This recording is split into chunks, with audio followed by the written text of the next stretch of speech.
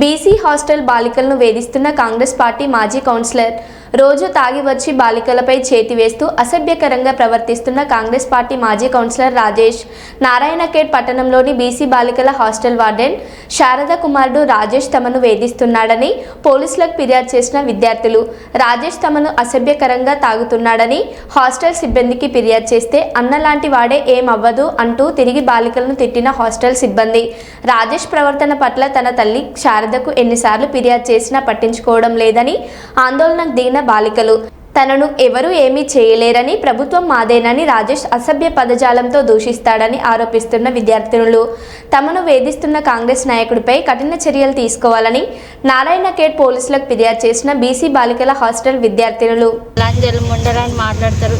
తర్వాత నైట్ మేము అందరం పడుకున్నప్పుడు వచ్చి డోర్ని గట్టి అనుకుంటా నిద్ర లేపుతారు. మీరు అందరు చదువుకోరు ఎందుకు బతుకుతారు అని అంటారు. మేము పండుకున్నప్పుడు వచ్చి మా ఫొటోస్ తీస్తారు. గేట్ ముందు నుంచి ఎవరివైనా మీకోసమే వస్తారు, మీరు అందరు ఎవరి దగ్గర అన్నారు అని అట్లా ఇట్లా గలీజ్గా మాట్లాడతారు. వర్కర్ రేణుక లక్ష్మి ఇప్పుడు వాళ్ళ కొడుకు వార్డన్ వాళ్ళ కొడుకు ఏం పేరు రాజేష్. డైలీ వస్తారా? డైలీ వస్తాడు.